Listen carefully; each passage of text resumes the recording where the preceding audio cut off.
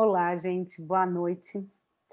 Aqui é Mariana Campos, Helena Coelho, Beta Gamboa, Márcio, nosso convidado, Paulo Ferro, Luciane Schutt. Essa é a nossa grande entrevistada hoje. A gente tentou fazer uma live com ela e deu muito complicado pelo Instagram. Então, agora a gente vai repetir essa live, porque as pessoas ficaram muito curiosas com o trabalho dela. Luciane é uma pessoa que faz parte da rede Medical Coaches, mas, acima de tudo, é uma querida e uma talentosíssima. Além de todo o arsenal de coisas que ela faz, agora ela está na categoria de avó, uma avó recente. Então, para tocar esse papo, a gente vai contar como entrevistadora a nossa amadíssima Helena Coelho. Eu vou ficar aqui de suporte, podem colocar todas as perguntas no chat. E a nossa Lu vai responder as perguntas. Então, Helena, toma a rédea do negócio. Nossa, Mariana, assim é covardia depois dessa introdução. Bom, oi para todo mundo. Estamos aqui, como disse a Mariana, mais uma vez com a Luciane, porque esse é um tema que ela traz, que ela trabalha, que mobilizou muito as pessoas e a curiosidade das pessoas. Bom, quem somos nós? Antes de mais nada, eu vou pedir desculpa que de vez em quando eu tiro o meu som por causa do barulho do avião que vocês vão ouvir. Mas, de qualquer maneira, às vezes não dá. Se precisar, é só avisar que eu volto a repetir, tá? Mas, enfim, quem nós somos? Nós somos a rede de Medical Coaches Brasil, né? E nós montamos esse projeto Pausa e Prosa numa segunda-feira, 6 da tarde, para a gente papear um pouco daquilo que a gente considera muito importante no nosso trabalho, que são os 4 pilares: saúde, bem-estar, qualidade de vida e autocuidado. E a gente tem recebido, assim, uma adesão muito interessante de médicos, de consultores, de medical coaches, do mercado de um modo geral, para falar desses temas que tanto nos motivam, que tanto nos movem, né? Eu e todos os entrevistadores que participam deste projeto, Pausa e Prosa, nós somos cofundadores da rede Medical Coaches do Brasil. Nós temos uma formação em comum, que é pelo Medical Coach Instituto de Israel, né? E a nossa formação, ela teve o objetivo de auxiliar clientes a criar e fortalecer suas capacidades físicas, mentais, emocionais, seja no enfrentamento de saúde, de uma forma geral, ou até no acolhimento de cuidadores e profissionais de saúde. Então, essa é a formação em comum que a gente tem. E o que a gente fez? Desde 2018, a gente criou a rede com o objetivo de divulgar o Medical Coach, né? Então, para justamente a gente auxiliar nesses enfrentamentos e desafios da saúde. E hoje a Mariana já falou um pouquinho da Luciane Schutt, a nossa querida colega, que é uma das primeiras formadas aqui no Brasil, né? Faz um pouquinho mais de tempo que nós, né, Lu? Mas ingressou no grupo aqui da rede em 2018. Nós vamos, então, repetir essa entrevista com a nossa parceira e amiga, enfim, especialista no tema de cuidados paliativos, morte e morrer, e a Lu, então, ela é autora de livros: O Pequeno Manual da Boa Morte, Cura em Gotas, O Voo do Trapezista e Cama Espacial, além de professora de yoga, coach, ontológica. Ela é atriz e autora da peça que dá o título dessa live, A Única Certeza. Além de mãe, agora é avó da pequena Clara. Maior torcida aqui para essa guria. Então, Lu, seja muito bem-vinda, obrigada pela sua presença mais uma vez, por nos dar essa cancha aí de conversar um pouquinho com você sobre esse tema da morte, morrer, cuidados paliativos. Vamos lá, não, uma felicidade imensa. E eu estava vendo a lista aí de atividades, né? Essa semana eu estava vendo que o pessoal... eu quero alguém que passe cabo de TV aqui em casa, no grupo de vizinhos. Aí o título do contato era Faz Tudo. Faz Tudo, Elber. Aí eu estou no grupo do Faz Tudo mesmo, né? Mas tem uma coisa em comum nesse Faz Tudo, né? Eu sou fascinada pela resiliência, pela nossa capacidade de enfrentar o extremo. Isso me fascina. Eu sempre me pergunto assim, por que eu sou fascinada por isso? Eu acho que é porque minha mãe era tão dramática, sabe? Ela era daquelas pessoas assim que começava um assunto leve, ela falava: vocês viram aquela notícia da mãe que matou o menino debaixo da ponte? Então, eu acho que eu tomei um gosto pelo dramático. E depois desse amor pelo dramático, né, veio a ressignificação, porque a gente passa as barras da vida, né? E como enfrentá-las de uma forma digna, que eu acho que é a nossa formação em medical coach, é pura dignidade diante do absurdo, da dor e da perda. E mais do que isso, como é que eu não me perco de mim mesmo diante da dor, né? E para mim não existe dor maior do que a dor da morte, porque é quando a gente é desafiado no nosso apego. Eu acho que por conta disso que a morte, o viver e o morrer estão sempre dentro do meu trabalho, da minha arte e do meu ser. Então, Helena, é só para complementar que o Faz Tudo tem um norte. Que bom, né? Que bom. É a resiliência que me encanta no ser humano. Então, mas diz pra gente, Lu, não foi só esse lado dramático da tua mãe que fez você descobrir essa vocação para tratar do assunto, né? Fala um pouquinho, né? Quando e como é que você identificou essa vontade de trabalhar com esse tema? Na verdade, assim, um dia, tá, inclusive na peça Única Certeza, uma amiga me chamou para acompanhar, ficar com o filhinho dela, que estava em estado terminal no hospital. E assim, eu descobri sem querer que eu tinha uma facilidade de ajudar nas passagens, né? Eu sinto que eu ajudei na passagem dele. Mas só que isso ficou assim, tipo, escrevi A Cama Espacial, que é sobre uma criança enfrentando a terminalidade e toda a filosofia que existe atrás disso. Doei A Cama Espacial como livro para a Associação de Contadores de Histórias em Hospitais. Porque, assim, se há um absurdo na morte, é que ela possa levar uma vida no seu início, né? E isso ficou assim como um projeto menor da minha vida, a cama espacial, a ideia de acompanhar passagens. Só quando eu comecei a trabalhar com o medical coach é que, quando a gente se forma, né, a gente é convidado tem 1 milhão de áreas que a gente pode trabalhar, né? A gente recebe uma formação holística fantástica. E eu falei crises extremas para a Shiri, nossa professora. E para mim não existe nada mais extremo do que o fim de vida, né? A terminalidade. E aí comecei a atender pacientes em estado terminal. E vi que aquele dom de acompanhar passagens, ele tinha ficado comigo.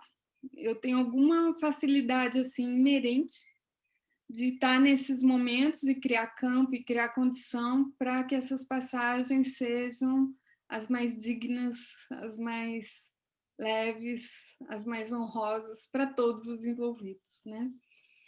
E aí fiz isso há algum tempo, até que resolvi fazer disso arte também, passar essa mensagem adiante, né? Porque como é que você passa uma mensagem dessa e num campo de um assunto que é um tabu, né? E eu acho que é isso que me desafiou a criar a Única Certeza. Já respondendo a tua próxima pergunta, Vocês me deram a colinha, eu estou emendando. Helena, meu amor, você tem que ligar teu áudio. Você está sem áudio. Eu e meus aviões aqui, eu fico com o dedinho aqui tirando áudio toda hora por causa dos aviões. Mas, enfim, Lu, não tem problema. A gente te deu a colinha justamente para você se preparar para diversas perguntas, mas a gente sobe e desce nas perguntas, não tem problema nenhum. Então, você falou que o curso de Medical Coaching também prepara a gente para o luto, né? Então, além... Quer dizer, você já sentiu essa vocação, você acompanhou várias pessoas e o curso de Medical Coach veio fortalecer essa tua vocação, vamos chamar assim, de poder ajudar essas pessoas num momento bastante difícil, né? E aí veio a peça. Quer falar da peça primeiro? Depois a gente volta para as outras questões. Tá, a peça foi o seguinte, eu não tinha o curso de Medical Coach, eu era coach de vida, e uma cliente minha, que estava assim, recuperando o amor pela vida, ela me manda uma mensagem no WhatsApp: Luciane, recebi uma sentença de morte. Aquilo era surreal, né? Como assim? Ela estava se reencantando pela vida e descobriu um câncer de estômago. E ela não durou sequer 3 semanas depois dessa mensagem. E a gente trabalhava com essa abordagem de coach de vida, não só o prazer de comer, a dança, exercício físico, era um reinventar-se, né?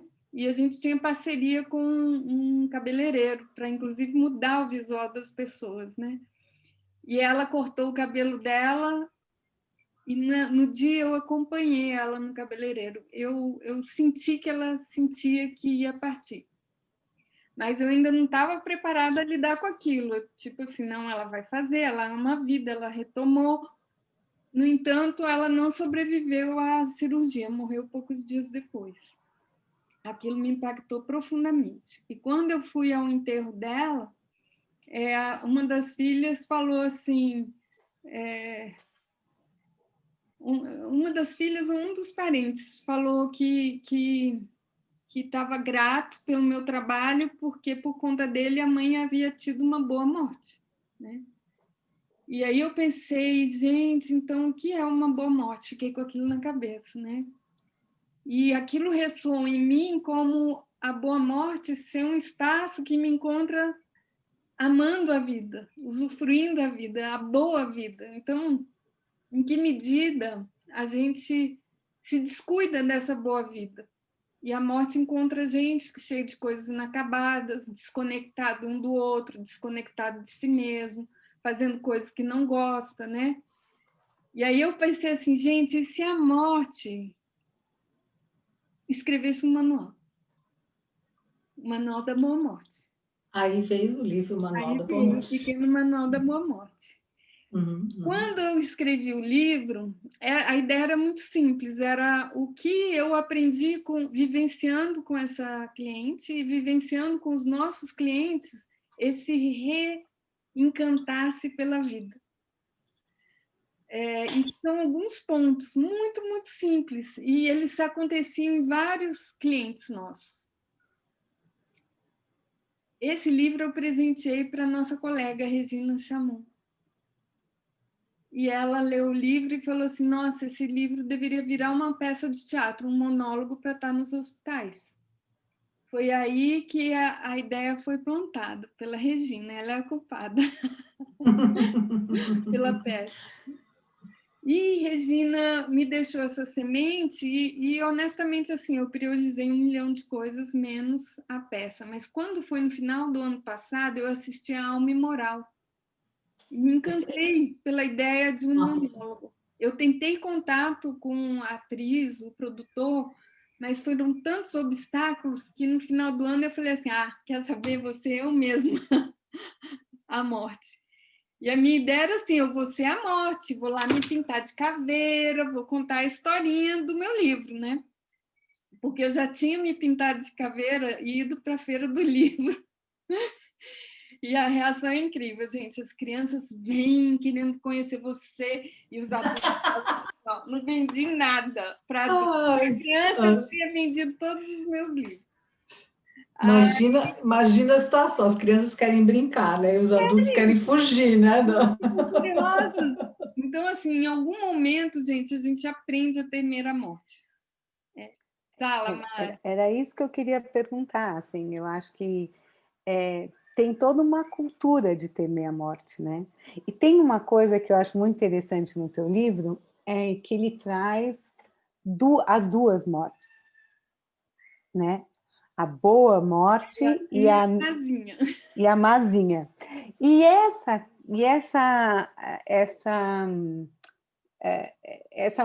essa maneira como você brinca com essas duas figuras, que talvez tenham a ver exatamente com esse imaginário de ter na nossa sociedade essa imagem de má morte, boa morte e tal, é que eu queria que você falasse um pouco, porque eu acho isso tão incrível que tem no livro, eu acho que ele dá uma sensação de simplificação. Eu acho que talvez seja a grande chave, né? Ele simplifica algo que é tão cheio de tabu e de coisas e que nos causa tanto medo. Então, fala um pouco disso, Lu. Desculpa, Helena, mas eu não resisti. Ela levantou a bola e tinha Você é bem-vinda. Aliás, todos, né, são bem-vindos para perguntas, por favor. Eu acho que eu aprendi com o Micael, que é a criança que eu descrevo a passagem na minha peça. O Micael, assim, ele ficou em estado grave, gravíssimo, durante meses e meses. E eu acho que a gente aprende com as crianças. As crianças sabem morrer de um jeito diferente, porque elas não têm uma perspectiva e elas não têm um passado, elas têm o presente. E elas vivem o presente como é possível, né? E eu lembro, eu até me emociono, do último olhar do Micael para mim. E realmente...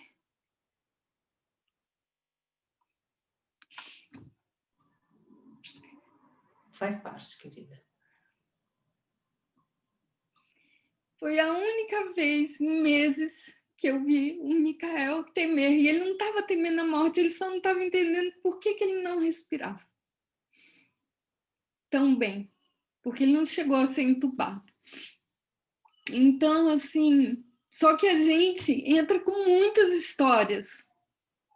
A gente entra com nossos apegos, a gente entra com as nossas falhas, com as nossas autocríticas, com o medo, com um pacotão, sabe? O adulto entra com um pacote enorme nessa história.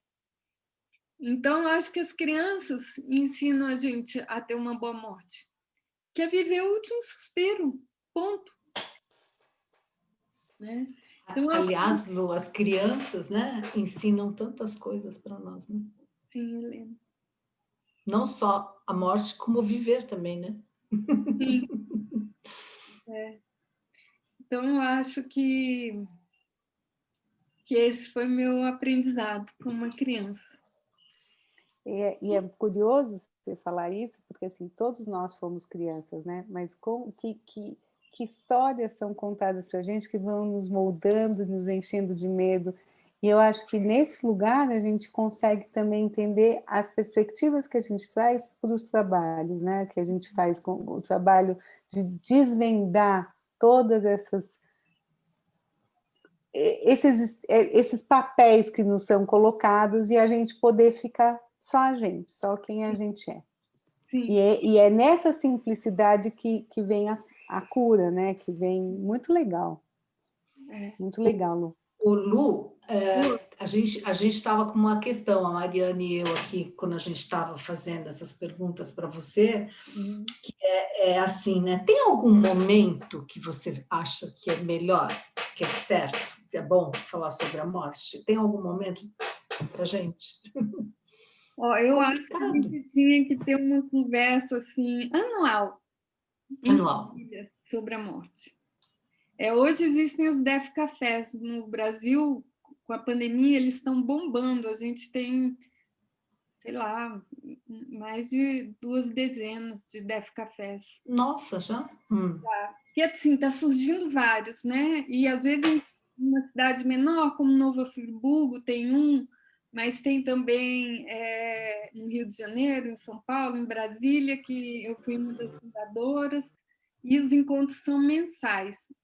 Mas, na prática, gente, essa é uma conversa importante de ter em família, porque, da minha experiência, o que eu tenho sentido? Como é um assunto tabu, eu não digo para os meus familiares se eu aceito ou não ser entubado, se eu... Então, conta um pouquinho para os nossos participantes aqui, o que tem que falar uma família sobre esse tema, né? Que a gente não quer falar sobre isso, né? Mas o que é legal a gente abordar? Porque basicamente, Se eu quero, né, ser entubado, enfim, todas essas coisas. vou Né? matar dois Como coelhos. é que eu quero ser visto, né? Lembrado.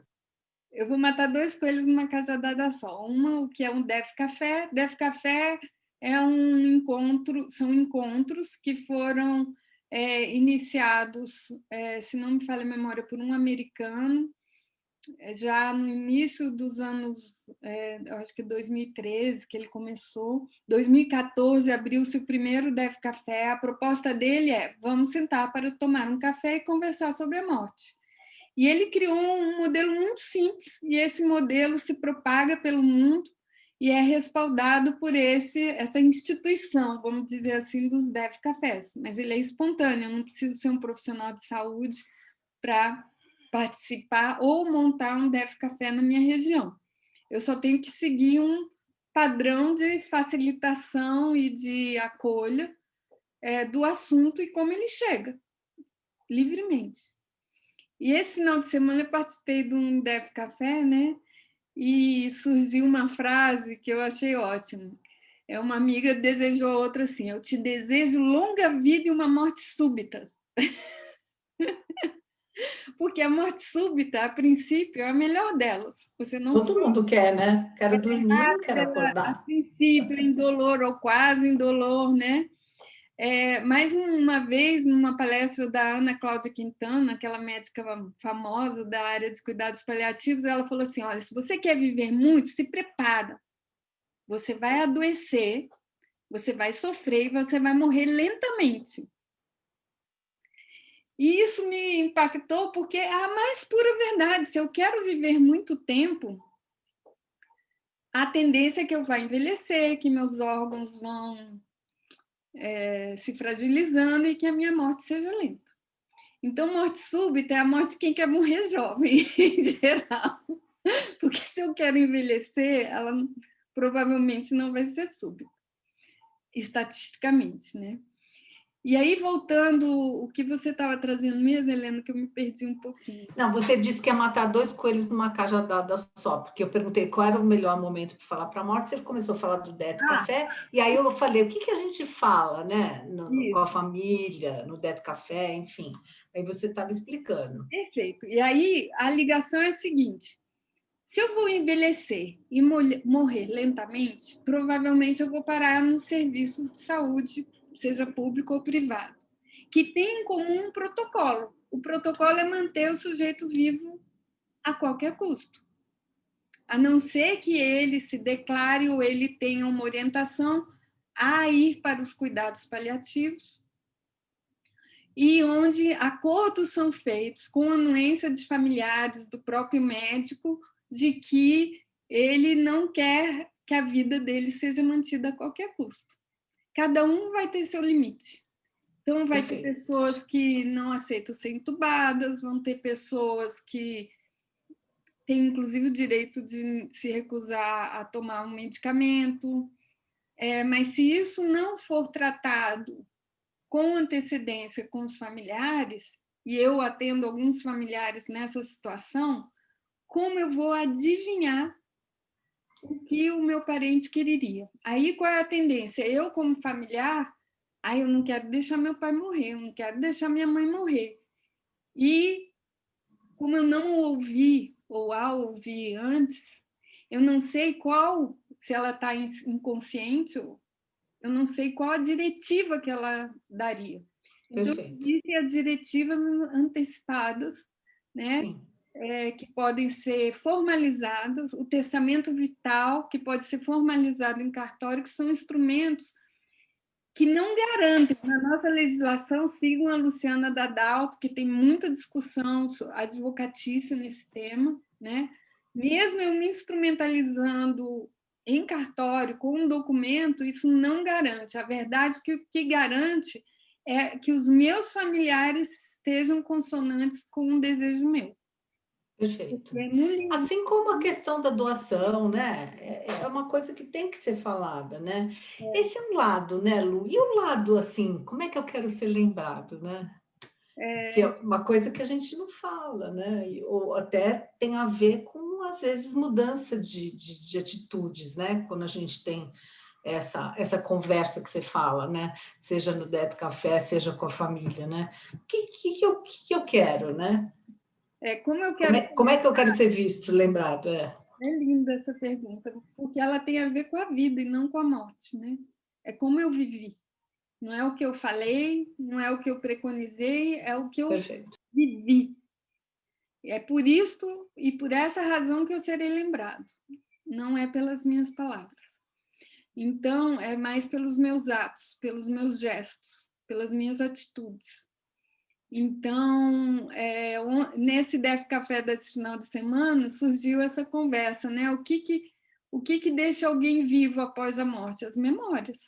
Tem até aquele desenho, né? A Viva a Vida. Vocês lembram do nome desse desenho? É da Disney, né? Viva la Vida, eu acho que é essa. Vida, é uma graça. Que fala da cultura mexicana, né? De simbolismo do dia da morte. Bem legal mesmo. Porque, na verdade, a gente vai viver até nesse plano, né? Até onde vão as memórias dos nossos familiares, amigos.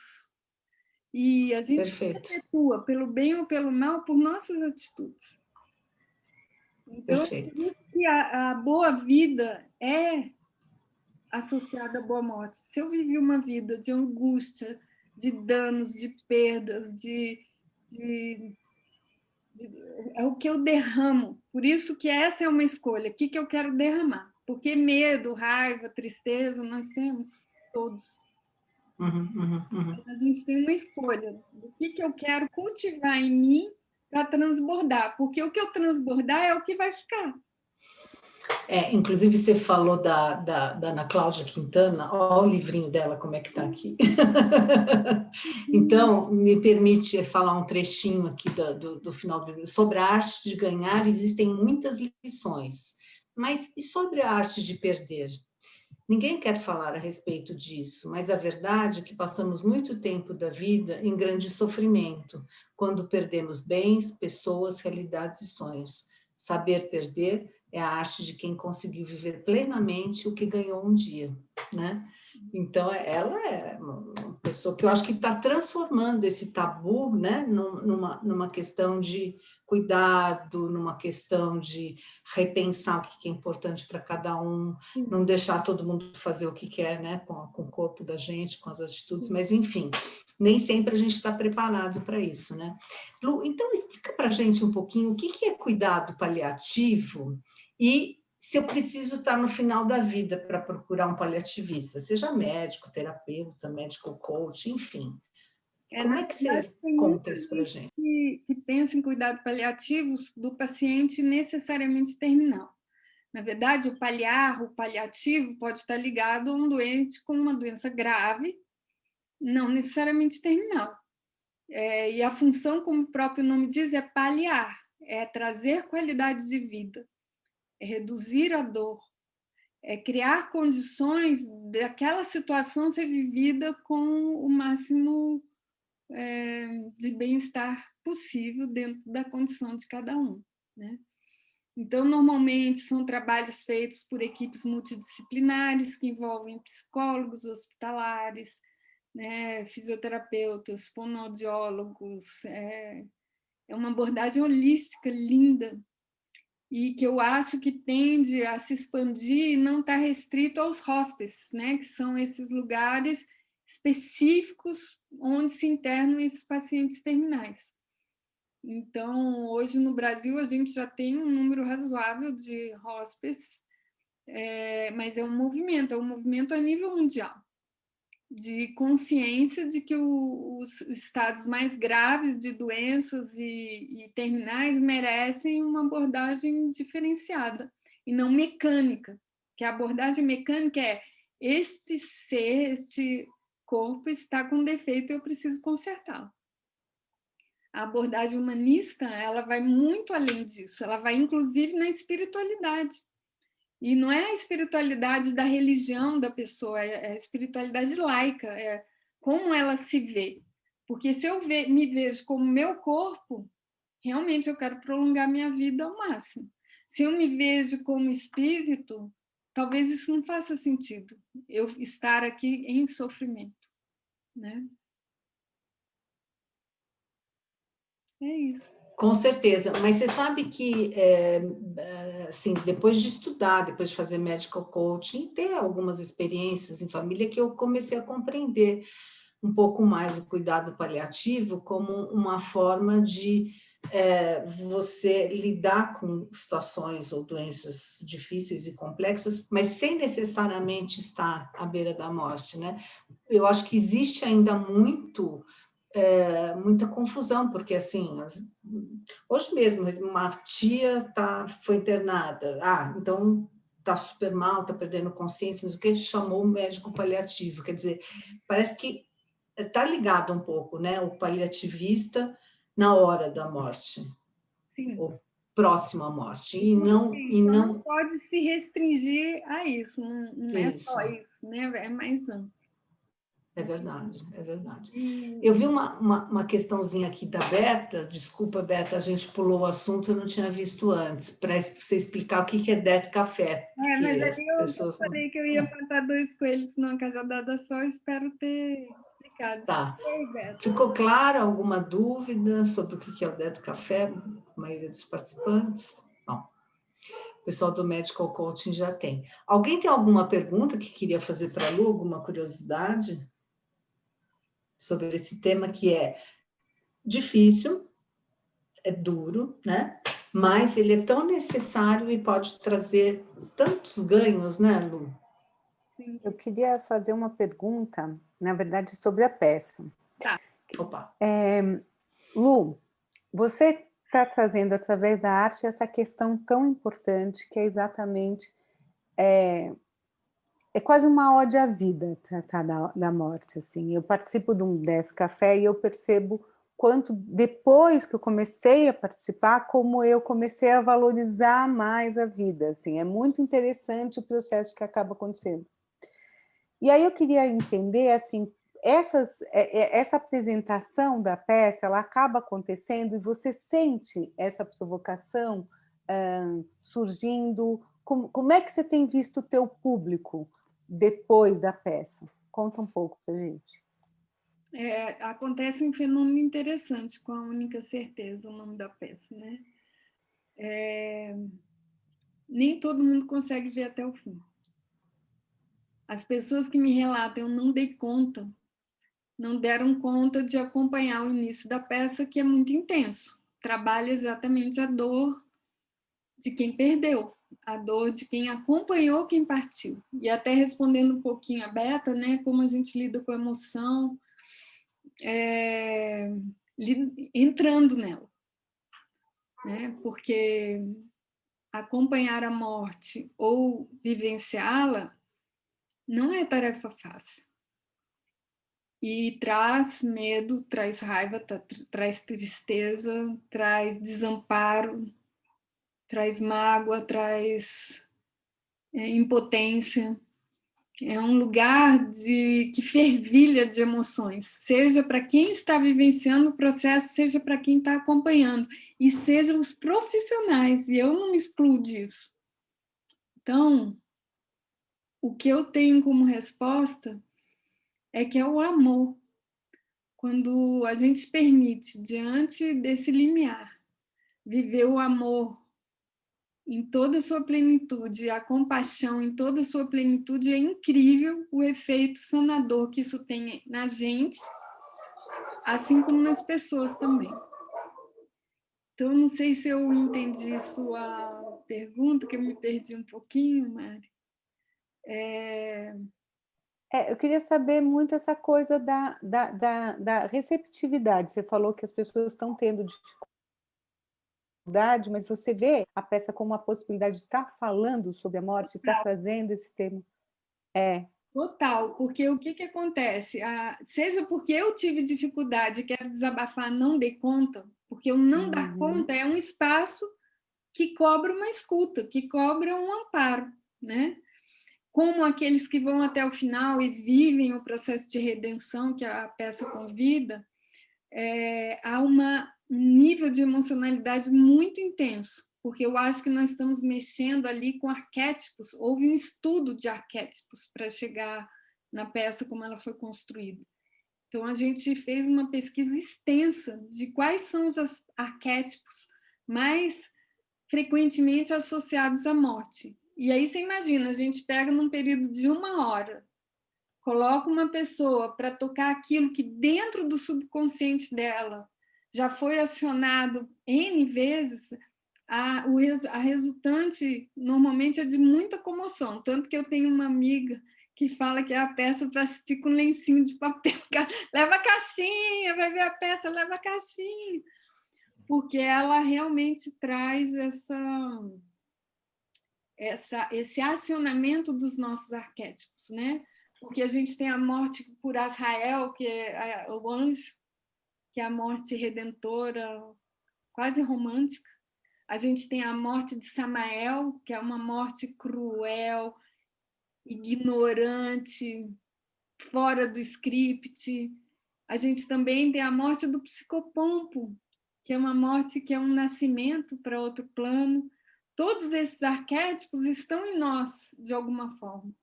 E quando a gente aciona isso na plateia, Mari, o resultado é impressionante.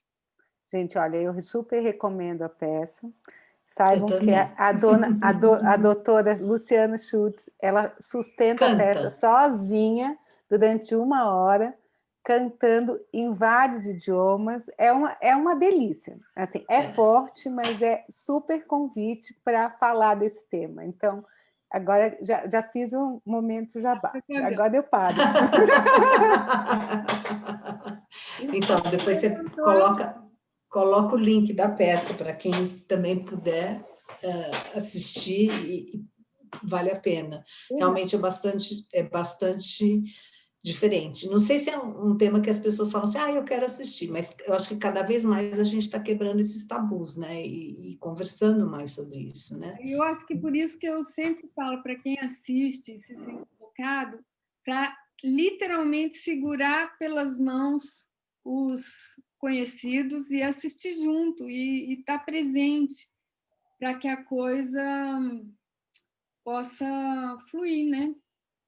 Porque, na verdade, é uma peça que depois que você quebra o... Como é que eu posso dizer? Depois que você quebra o impacto inicial, ela só tem a crescer, né? Eu coloquei aqui todos os links da gente, que é o link do trailer, o link de um fragmento de 30 minutos da peça, para quem está apressado, da peça completa, que é 1 hora, e de uma vaquinha que a gente está fazendo para ajudar a gente com essas lives. A gente está tentando fazer lives com frequência para vários grupos, fizemos para educadores, ontem fizemos para uma comunidade de yoga, fizemos para a comunidade de apoio a enlutados. Então, a gente está querendo levar esse diálogo, né, para mais e mais lugares. Porque não é só a Legal. É o espaço seguro para conversar sobre o assunto que ela gera. Ô Lu, e da origem da inspiração que a Regina, sem dúvida, que é brilhante também, que te deu, né? De ter isso para falar nos hospitais, vocês também conseguiram levar isso? Bom, agora com a pandemia, tanto eu quanto o diretor estamos em total isolamento. A peça foi feita em isolamento, que é outra coisa muito Inédita. inédita, porque a gente tinha começado a fazer a peça no ano passado. Quando chegou em março, a gente já tinha constituído o esqueleto, não tinha terminado a segunda parte, e pandemia. Aí uma peça que cabia em 100 metros quadrados teve que caber em 2 metros quadrados. E todo aquele jogo de cena, a gente jogava muito com bancos, né? Bancos um em cima do outro, banco que leva, banco que traz, tinha coreografia feita pela Andréa Horta, maravilhosa. Então, nós tivemos que tirar todos esses objetos de cena, toda a coreografia, para simplificar e fazer acontecer num espaço pequeno. Então, as músicas já estavam definidas, a sequência, o contexto.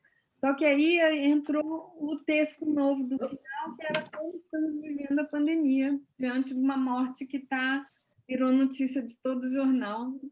E toda a conversa, mesmo daqueles que eu considerava um tabu, né? Tá certo. Mas ainda vai seguir para o objetivo maior, que é os hospitais no outro momento, é isso? Esse é meu sonho. Mas meu sonho é levá-la ao teatro presencial. Por isso que a gente optou por criar o vídeo, para que propagasse a ideia, a gente busque patrocinadores tão logo a pandemia termine. Porque o presencial, gente, é muito impactante. Bom, Lu, eu sei que você agora às 19 horas vai dar uma aula e eu tenho 2 perguntinhas para finalizar, para te fazer, mas antes de finalizar, eu queria saber se você ainda quer falar alguma coisa que eu, a Mari, deixamos de perguntar e que você acha que é importante, sobre a atividade, sobre o medical coaching, sobre esse tema, né? E sobre a peça, naturalmente. Eu queria falar sobre o Zé Regino, que é o nosso diretor, que foi o diretor da peça. Nada disso teria acontecido não fosse o brilhantismo dele. Porque como ele lida com o bonequeiro, né, a gente transformou um lençol numa coisa viva. Né? Isso é do Zé. É pegar coisas simples e criar uma conexão com a plateia desde um lugar surpreendente, que para mim foi uma grande novidade. Né? Num determinado momento, eu sempre falo isso quando eu sou entrevistada ou converso sobre a peça. A peça estava, na minha visão, redondinha. Aí ele falou assim, mas está faltando a morte. Aí eu... a morte está de cabo a rabo. Você está me falando que está faltando a morte? Aí ele falou assim, a presença da morte ainda não está aqui. Gente, adivinha como que ele trouxe que deveria ser a presença da morte? Eu acho que quem assistiu a peça não sabe, mas ela foi convidada.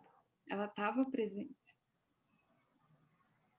Mata a nossa curiosidade. É o tal do lençol? Não? É o lençol? É o silêncio. Se vocês vissem uma gravação de um ensaio e o que se tornou a peça depois que os silêncios convidaram a morte a estar presente, vocês iam se surpreender com a diferença absurda. Então, essa é a beleza de trabalhar com um profissional do nível do Zé Regino. É que ele é capaz de enxergar nessas coisas muito sutis possibilidades de conexão verdadeira com quem está assistindo. Né? E eu queria... É só isso que eu queria falar sobre o Zé nesse momento. É lógico. E lembrar que o Paulo levantou a mão em algum momento, acho que ele queria falar. Não sei se vai ficar muito comprido para esse finalzinho, mas eu tinha a minha pergunta só quando você fala muito do trabalho de pessoas que estão ainda conscientes. Você pegou o exemplo do Michael e você fala da sua missão de fazer passagens. A minha pergunta é: o que acontece quando no meio do processo a pessoa perde consciência? Esse foco de atividade vai para outro canto, vai para outro lugar, para outras pessoas? Aí, assim, é uma coisa que eu ainda terei que acompanhar muitas passagens para te garantir, mas eu acho que eu tenho um donzinho que é o seguinte: Eu sou formada em terapia vibracional. Quando o paciente está mais para lá do que para cá, como diz o outro, eu só faço esse meu trabalho com as mãos. E, com muita frequência, eu tenho imagens que me vêm, que me conectam, acredito eu, ao lugar onde ele está. Então, vou dar um exemplo de uma passagem que foi a seguinte. Eu estou lá fazendo meu healing, a filha do paciente aqui, o paciente deitado, e ele já estava em coma, já fazia vários dias, né?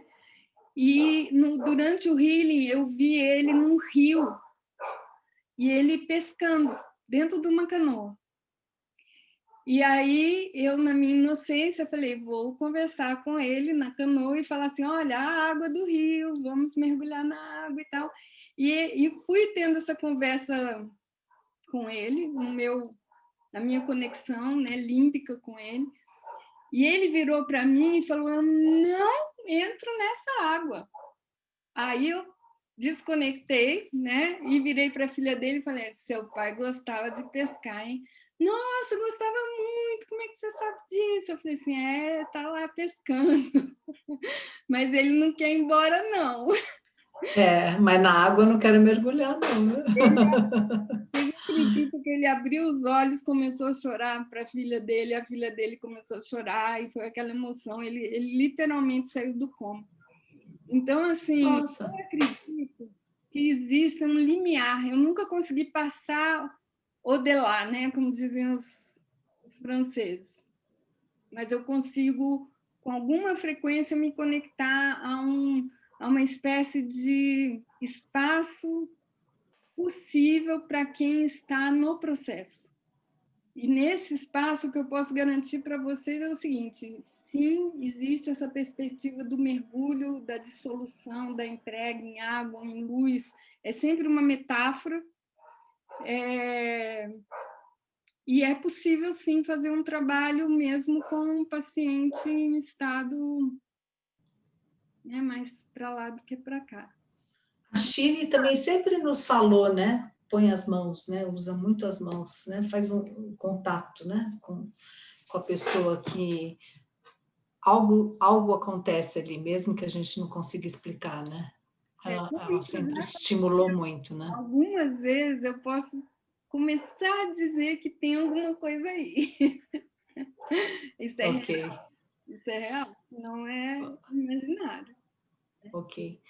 Ô Lu, quer falar para a gente qual é o teu grande aprendizado nessa jornada? Você começou falando do faz tudo, mas é um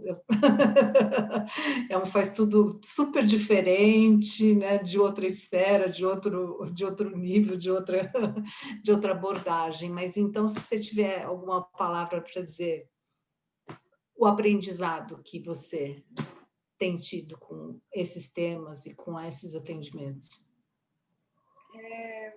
Minha filha ficou grávida no meio da pandemia e eu fiquei completamente apavorada com a perspectiva que ela pudesse pegar o Covid, dado que grávidas são grupo de risco. Sim.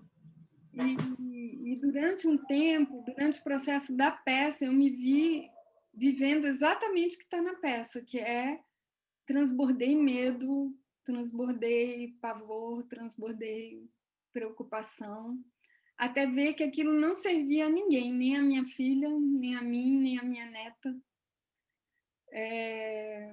Então, eu acho que esse é o meu grande aprendizado, sabe? Que a gente vai ser provocado pela morte a trazer essa escuridão, porque ela existe, ela é real. Existe um instinto de sobrevivência, existe um instinto de apego, mas há uma escolha. Que campo eu quero gerar em torno de mim e em torno das pessoas que eu amo? E essa é uma escolha pesada, mas tem que ser feita, né? Então, acho que esse é o meu aprendizado, Helena. Você está sem áudio. Desculpa, além dessa também tem uma mensagem para todos nós aí, né? Mas além dessa, que eu acho que muito significativa e que a gente deveria conversar mais, né? Sobre isso, principalmente com as pessoas que a gente gosta e com quem a gente convive, tem mais alguma mensagem que você quer deixar para o grupo? Ai, gente, vamos viver a vida hoje, aqui e agora, porque não tem amanhã, é vida longa e morte súbita. Escolher estar bem, escolher dizer eu te amo, escolher adorar aquele prato de comida, aquela macarronada que foi requentada do dia de ontem, porque é o que tem para hoje, né? E o que tem para hoje é maravilhoso. Então, assim, é isso que tem para Ok. hoje. Lu, gratidão pelo repeteco dessa live, e ao grupo todo, muito obrigada pela participação. E, Mariana, também você quer falar e deixar um final aqui para o nosso Gente, grupo? eu quero super agradecer Luciane Schutz, que realmente é ótimo de escutar, é ótimo escutar esse convite que você faz. Lu, depois você conta mais desse limiar. Eu fiquei curiosíssima para ter mais uma hora para você ficar explorando, sabe? Assim, ai, vamos falar mais. Uma call só sobre o limiar. Só sobre o limiar. Surreal. Mas agora é o seguinte, eu vou deixar todos os links que a Lu postou aqui no chat no Linktree, que vai estar na rede de Medical Coaches. Então, lá a gente vai ter todos os links da peça, dessa conversa que a gente está tendo, tudo eu vou deixar lá no Linktree. Semana que vem a gente tem esses nossos dois lindos meninos, Paulo Ferro e João Ferreira, falando sobre felicidade, gente. Olha que coisa mais abençoada. O que é bastante inédito também, né? Dois rapazes belíssimos do nosso grupo, mas, gente, falando sobre o tema. É exatamente a continuidade do que a Lu está falando. Ela está falando para a gente viver bem a vida, então João vai falar sobre felicidade e Paulo vai conduzir essa conversa. Gente, olha, foi um prazer. Fala, meu amor. Meninos, por favor. Meninos, eu falei. Eu falei não, meninos. Você falou rapazes. Desculpa. Então trocamos para meninos. Meninos vai estar no Zoom também, né? Que eu saiba, semana que vem, às 18 horas. E vocês, por favor, visitem a rede de Medical Coaches, né? No Face, no Instagram, no LinkedIn. E a gente segue aí com o nosso trabalho, que é apoiar, né, as pessoas nos seus diferentes momentos de vida, mas principalmente criar essa resiliência com todos, que a gente possa ter acesso, tá? Então, gente, gratidão, uma boa noite e obrigada de novo, viu? Beijo, beijo. Márcio, obrigada. Tchau, Karen. Obrigado pelo convite. Foi muito boa a experiência. Obrigada. Tchau, Karen. Beijo, querida. Gratidão, Karen, veio aí. E a gente... Beijo. Beijo. Tchau. Tchau.